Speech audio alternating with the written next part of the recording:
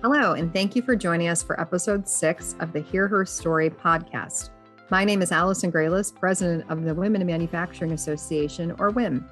For this month's episode, I'm joined by Evelyn Parks, North America Health, Safety, and Environment Director at MONDELEZ International. Hear Evelyn's advice for advancing from your current role and about her experience as a mom in manufacturing. Hear Evelyn's story in just a moment. I'm thrilled to have today join me Evelyn Parks, North America Health, Safety, and Environment Director at MONDELEZ International. We're always excited to talk to a woman in manufacturing, and Evelyn has such an impressive resume and her career as she's made her way to her current position and leadership role within her company. So welcome, Evelyn. Thank you. I'm so happy to be here today.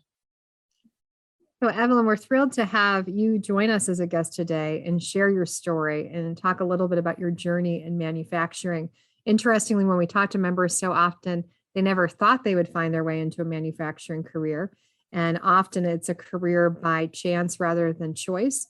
And would love to talk with you about how did you find out about manufacturing? How did you arrive at Mondelez in your current role? And we can also get into, throughout the course of our conversation, some of those things that you really like about your position and that excite you. Okay, sounds great. So, if we begin with my journey and how did I first become interested in manufacturing, I actually grew up in Michigan, Saginaw, Michigan. And at the time, we had a lot of automotive facilities. And General Motors used to actually provide tours for the families to come through every summer and to see how they work and how the employees work. And that was my first introduction into manufacturing. I remember I probably was around 8 or 9 years old, and I was just amazed by what they were able to produce on the line. It was like a big Lego project. So that was my very first introduction. After that, then I was able to, in college, I actually did an internship with General Motors, and I was in charge of the tool room for the summer. And that's when I got to really work in manufacturing myself. And, from there, it just kept growing. And, manufacturing, it has many different faces, whether you're producing food or you're producing cars. It's all very interesting and it's bringing a vision to life. So that's how my journey actually began. And that's why I still love the area today. That is so cool. So, we so often talk about manufacturing awareness and the importance of manufacturing facilities opening up and welcoming families and kids, and how cool to see that direct impact it had on you professionally to make manufacturing your choice of a career to go into. That is really neat and a great testament to the importance of Manufacturing Day and manufacturing plant tours and community tours. Yes. So as you've gone through your professional career in manufacturing, I'm sure you've had lots of great companies that you've worked for. And I'm sure lots of great leaders who have potentially been mentors for you along the way. Have you had any special mentoring experiences and or mentee experiences with those that you mentor that you might be willing to share? Yes, I do. When I was a manager, I had been in the occupational safety arena for about 5 years at that point. So I was 5 years into my career. I had the fortunate opportunity to work for a female vice president while I was at the Kellogg Company. And she was just awesome. She was not only my manager, but she also operated as my mentor. And one thing that she stressed to me was the importance of learning the process that you're involved in. So, for me at the time, I was really looking for ways to make my career grow. I didn't know how to go about that. I didn't know exactly what that meant. But she was awesome in showing me that, hey, if you want your career to be developed, you need to understand the career development process for your company or for your organization. For example, if we were talking about market reference points as far as pay, it's important to know where you sit in the MRP. It's important to know on the developmental plans that has your name on it. It has more than just words. It may have symbols and colors and different things of that nature. Completely understand the process so then you can be a participant versus it just being a receiver for your own development. So, that was like the best mentor I ever had. And I still, am very good friends with her. That was really great advice that she gave you about kind of being expert and knowledgeable and knowing your processes, and then also knowing those pay grades and, knowing your worth and value as an employee and being informed. So often we're talking to members about, being prepared for negotiation and being prepared for kind of those salary discussions and those reviews, because they're never very pleasant ones, or they can be uncomfortable for people. And so it's really good for people to be prepared, be informed, and then really know kind of their value and worth is hugely important. So she seems to have hugely impacted your career as you look at kind of that journey of paying it forward. When you have mentees who are talking to up and coming women in industry and in manufacturing at your company, what type of guidance do you give them or advice? I give them, believe it or not, very closely similar advice. I always ask them what excites them, what energizes them about their current role and where would they like to be. I think a lot of times, as women, we get asked the question, well, where do you want to be in 5 years? And we might not think along it, the idea the same way as our male counterparts. But I always ask the question of what excites you, what energizes you, and then let's start to work your plan from there. And, as you have the natural conversations, it leads to where they want to be in 5 to 7 years. At the same time, I'm a stickler for analytics and data and knowing what you're getting into. So really know that process of what we're going into and what it takes to get to those next steps in your career. And that's always been my advice. Every time I've had the opportunity to be a mentor or even my employees, I make sure they completely understand what's going on with them in their development. It's really huge. I think great advice that you're giving to those that you're, I'm sure, serving as a role model for, and that you're mentoring, whether it be informal or formal. So Mhm. as you see these women kind of mapping out their careers, and you reflect back to your own career, what were some of those things that you reflect on now, having, had more years experience in industry? What are those things that you wish you had known, or wish that maybe you had done differently in your career and your journey thus far in manufacturing? Is there anything you would have changed? As far as my journey, I've been really fortunate. There's nothing I honestly would change. I've been flexible when opportunities present themselves. I definitely partake in those. And my function is health, safety, and environment, but I've had the opportunity to actually be operation manager lead at a facility, actually two facilities, one for our RDQ facility, a research and development facility, and then also for the facility at a bakery. And those opportunities were priceless. Really gave me the chance to look at manufacturing and operations from a different lens versus the one that I was my normal function. So I wouldn't change any of those times. I wish they were a little bit longer. I seem to get pulled back into health and safety quite often, but that would be the only regret, that they didn't last as long as I would have liked, as far as running the operations.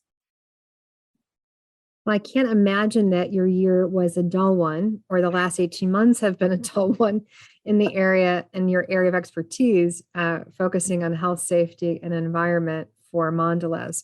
So, gosh, I'm sure you've had lots of those learning on the job moments and having to be very agile and flexible as it relates to dealing with all of these impacts of pandemic and how we work differently and how we deal with customer demands differently, and just getting products made. So, what would you say is maybe some of the largest lessons learned, and also some of those challenges you've overcome trying to manage health, safety, and environment for a company during a pandemic?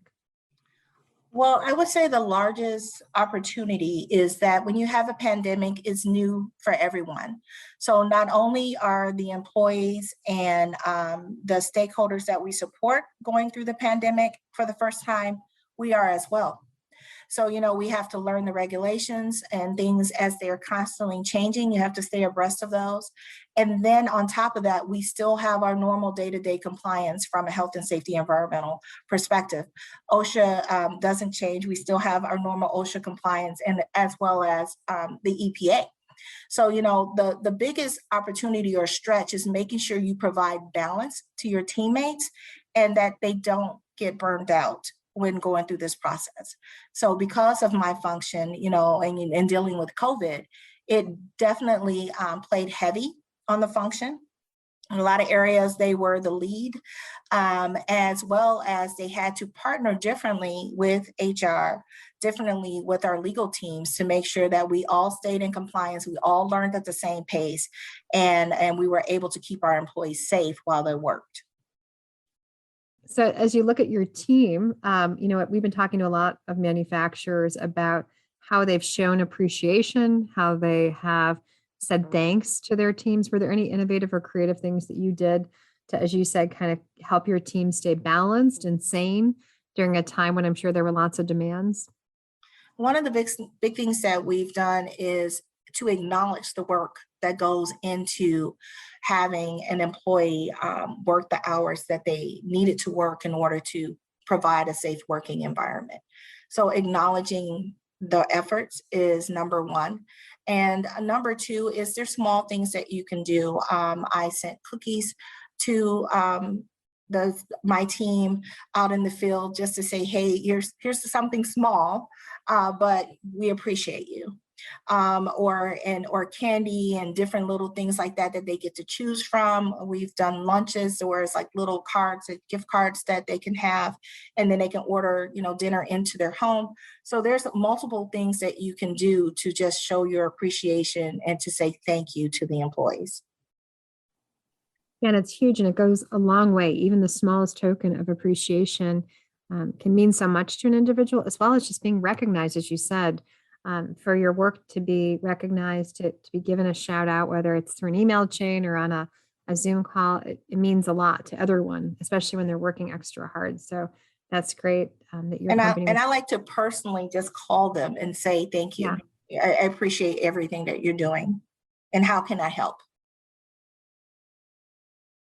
Join us in just 2 weeks for Moms in Manufacturing, the first Women in Manufacturing event focused solely on moms working in the manufacturing industry. Connect virtually and collaborate with fellow moms in manufacturing on August 12th from noon to 4 p.m. Eastern. Hear Her Story listeners will receive 20% off of their registration when using code HHS21.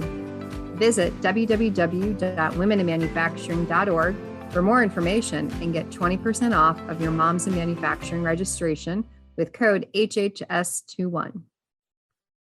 So I'm sure you've had many proud moments in your career that, stand out in your memory. Is there any one of those kind of proud moments professionally that, really stands out as something that was kind of a milestone or a special accomplishment for you professionally? I actually have had the good fortune to be able to manage a good number of teams. And I remember it was one particular situation where I had a team. They were a group of health and safety environmental professionals, but they were not a team. And my proudest moment was when I saw them turn the corner together and become and act like a team. With health, safety, and environment, is something we have to do together. It really is a team effort. We all win together, or we all lose together. And to see those professionals to start to act as a team and be very supportive of each other, their trust levels increased tremendously, was one of my proudest moments that I've ever had from a professional standpoint. That is very rewarding. I mean, that's an amazing accomplishment when you can get a kind of disjointed group to be working together, to collaborate, and to be a real high functioning team, and one that is able to accomplish great things. That's very cool. So, you still have lots of career left, and I'm sure many years left in manufacturing. So what are those goals? I mean, I know we talked about, looking out 5 years, and when we talk to mentees and our teams, we're always asking them, and, whether it be a formal professional development session and or review, or just kind of visioning session, what do you want to do in 5 years, or what do you want to do professionally? What do you have as your kind of aspirations professionally for the next 5-10 years of your career? I was just asked this question the other day as well. And I would say from a professional standpoint, one of my aspirations is to just continue to learn. I love a challenge, and I love opportunities where I may not be as familiar with an area or a process, and I'm given that opportunity to learn and to learn in a different way than what I'm familiar with. So, I would love to go back into manufacturing. I've done operations roles before, and ultimately, I would like to go back into something very similar in operations or supply chain. At the same time, professionally, something that's one of my goals, and it's an immediate goal, is to make sure I'm participating in more resource groups. It's really hard at my level, and I shouldn't say hard, but it can become difficult to make sure you make the time. And it's very important to make sure that you're giving back. And I've made that a professional goal of mine to make sure that I'm doing that every period, every month that I'm participating, so that if there is something I can do to help or a little bit of wisdom that I can impart, that I'm providing that I'm doing my part in it. On the personal side, I just have made the commitment to myself to enjoy the moment and don't try to cram it full of things to do. I tend to have a very long list of to-do items, and I'll try to cram everything in and get it done. It's good to prioritize and to sort things and to just enjoy the moment that you're in. I totally hear you. And I try to do that every day and I seem to fail at it a lot. But I feel, I always set this intention to, for example, the summer, to enjoy the summer and not let it fly by and not be looking weeks out. But it's so hard. I don't know why it is. I think it's for all of us just to live present and in the moment, and to kind of savor the time where we are presently in our lives. And I think I've had this awakening this past year in particular. I think being home more with my two kids who are now 14 and 15, as they're getting to driving ages, and they're going to be far more independent in the years to come, trying to savor this time that they're at home and savor the time when we're together as a family before they go to college and other future stuff. So, my mom, grandmother always used to say, enjoy your kids while they're little, because they're going to be grown up before you know it. And I think I'm seeing it firsthand right now, that I'm relishing in having kids home and them needing me, even if I have to be a chauffeur and carpooler all day long. It's just a different skill set that you're putting on.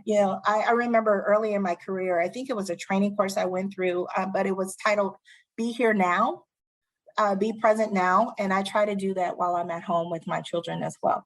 Is vitally important to be present when they're there, because they grow up very, very quick. Yeah. And I know you're a mom as well, and you've got how many kids and how old? I have two children. One just turned 21 and one is turning 7 in a couple of weeks. So we have a pretty big age gap. But as moms know, just because you have one that's 21 in college and then you have one that's in grade school, the demands are the same. They both can have a lot of things that they need from you and support. And so I just try to do that balancing act.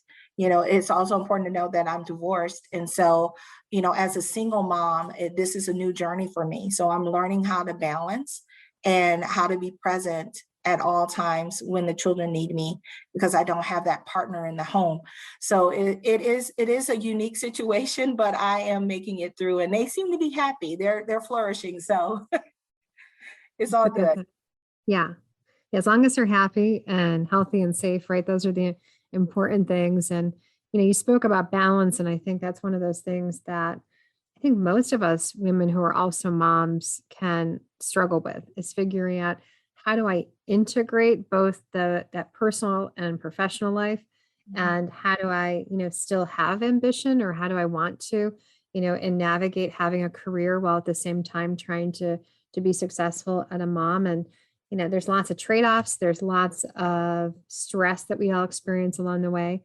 And it's kind of figuring out what is that best navigation and balance and integration for all of us. And it's not the easiest journey, as I'm sure you've experienced. It's not. But no, it's not. One thing I would just add to that is that, when you're looking at it, you have to look at how just because you're balanced in one area at one moment in time, next week it may be a different balance.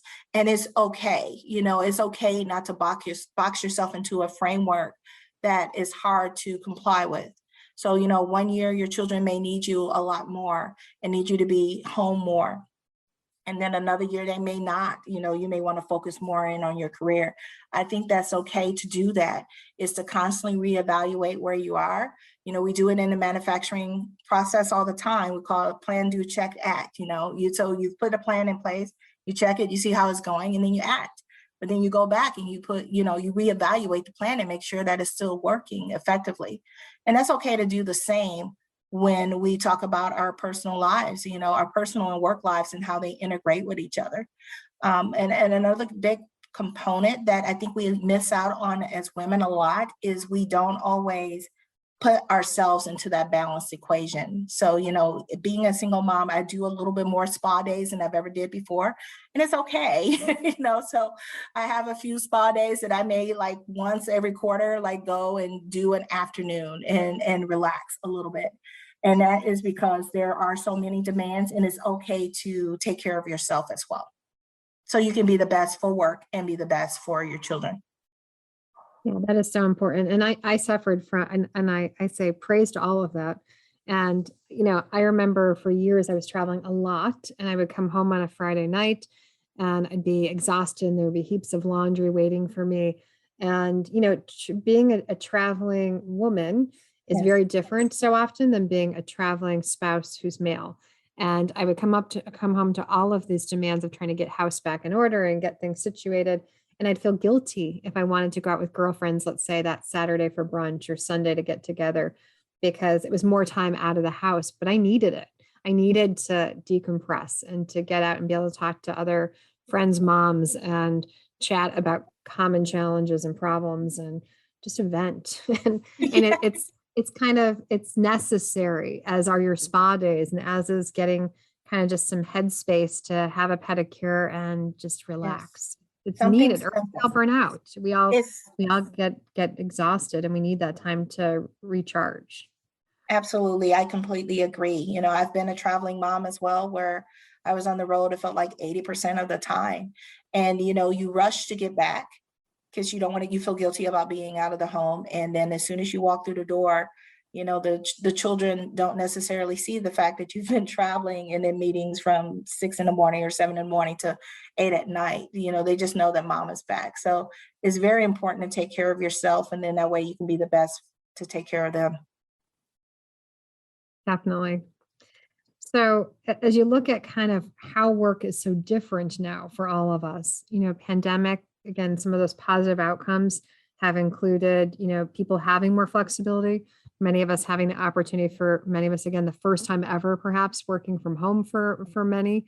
And it allows us a different way to, again, integrate our personal life, our work life, having less nights in hotels and on airplanes. What does that look like for you, and then as well your company? And how has that changed perhaps how you've managed and led teams and work? One thing that I have discovered during this time is important as managers that our actions line up with our words, they complement our words. And, for employees to be at home, to work from home, you have to trust that they're getting their objectives met. You check in on those objectives, but you cannot micromanage that process.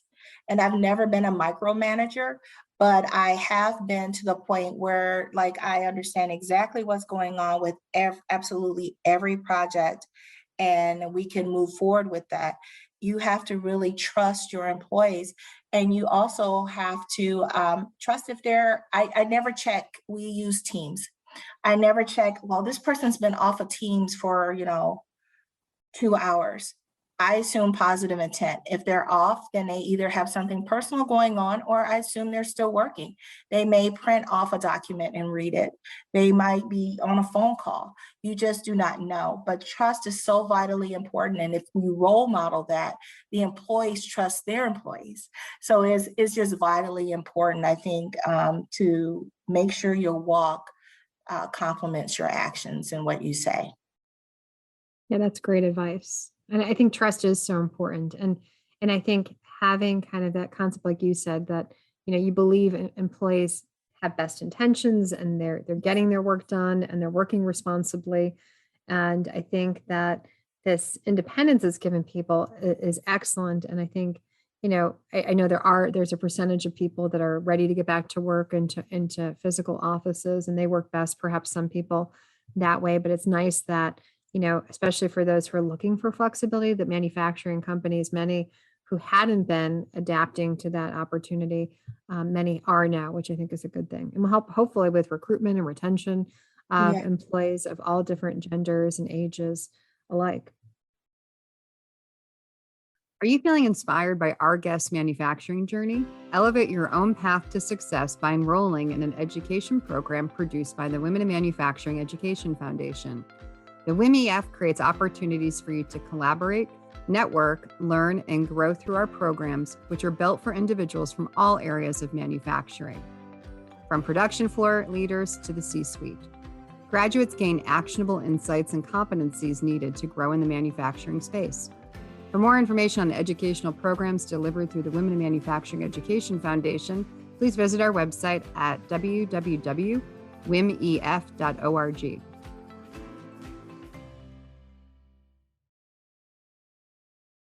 So we're now going to get into some fun rapid fire questions where we'll ask some of your favorites. And then as well, we of course like to close out our conversations with each of our guests on Hear Her Story with your words of wisdom. So we'll first start with some rapid fire questions. The first is, what is your favorite quote and why? My favorite quote is something my grandmother used to say. She used to say, "Don't borrow trouble." And what she meant by that quote was, if there is a situation, look at it from a positive side, not necessarily a negative side, and get yourself all upset. It could be simply a misunderstanding or something that you just need to understand deeper. But if it has not happened yet, then to deal with the situation as it stands today. I love it. Your grandmother was a wise woman. Yes, she was. And then it sounds like you mentioned earlier learning and always kind of being, avid to learn new skills processes.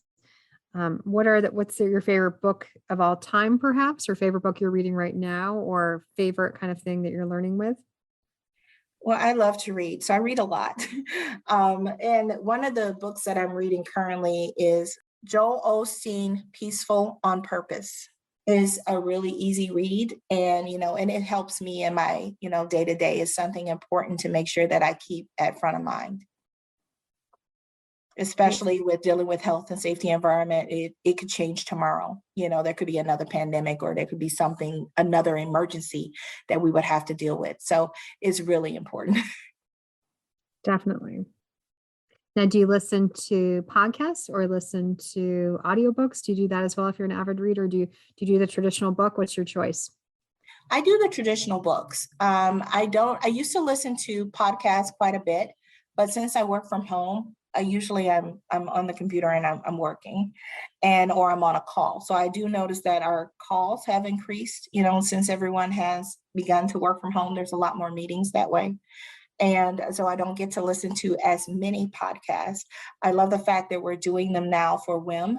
So I can make it a point, I can block it out in my calendar and actually put a point to listen. But just in general, not as much as I used to. But I do still like to read when I can.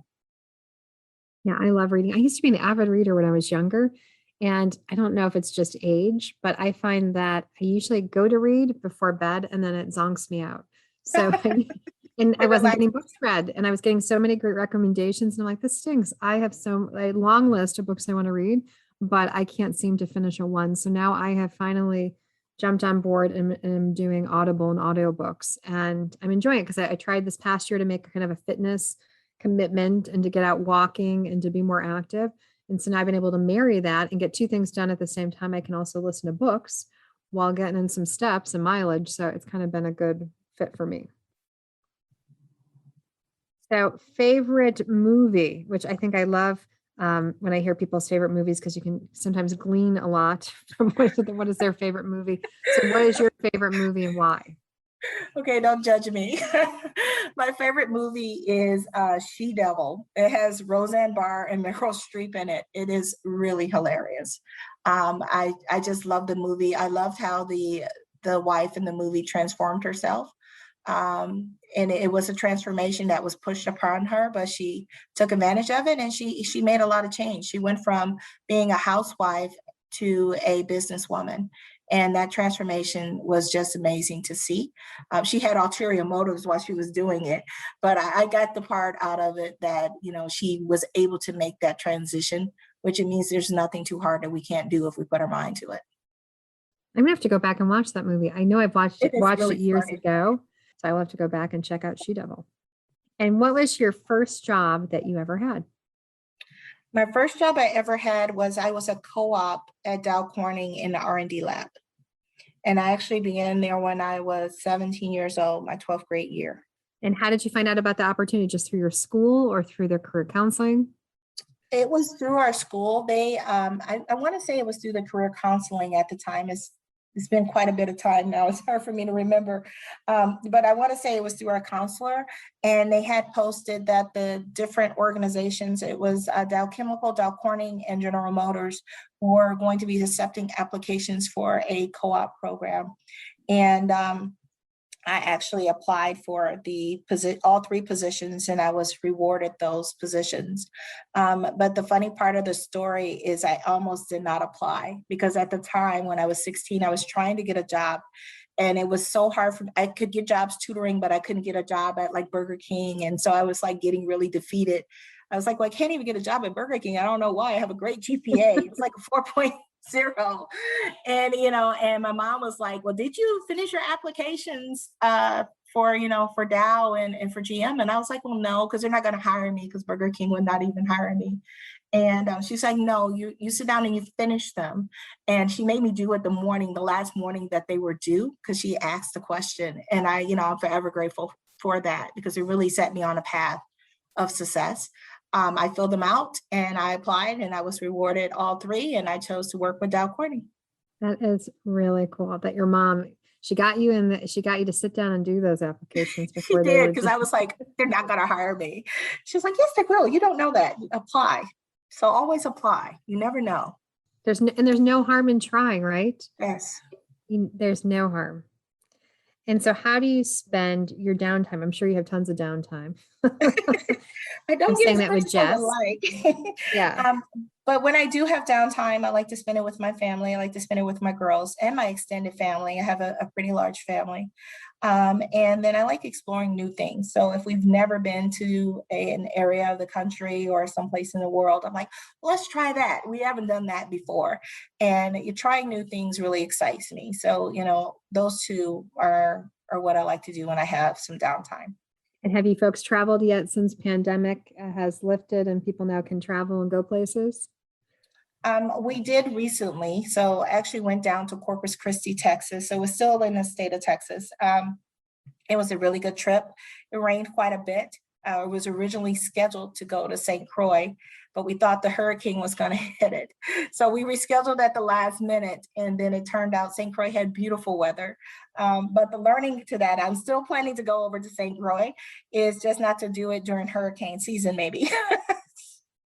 But I definitely want to get over to the island. So as we close up our conversation today, we always like to ask leading women and experienced women like you in manufacturing, what advice would you share with the next generation of women in manufacturing? The advice I would give is to understand the requirements at each level and what work is needed, and make the best decision for you and your family. So do never assume that if you're going into an associate director role, a director role, or a senior manager level role, what's required. Make sure you completely understand that and have a good thought process of, okay, this is the part that I can do, and this is the part that may be a struggle and a stretch for me, and to develop a plan around that. And then the last thing I would say is have the courage to bring your whole self to work. If you can bring your true personality, whatever issues you may be dealing with at home, from a perspective of work-life balance, you may need to start your day at 7 instead of 8 o'clock so you can leave an hour early. It's important that you share that with your manager. I think this pandemic has really taught everyone that we have to be agile, we have to be flexible, and it's okay that it may not be a typical 8 to 5 timeframe. It may be a 7 to 4. Some days, and that's okay. just applause to you and your courageous career you've had so far. And I'm sure you'll do amazing things in years to come. And Evelyn, we so appreciate you being a part of Hear Her Story and sharing your story today on our podcast. So thank you. You're welcome. Thank you for having me.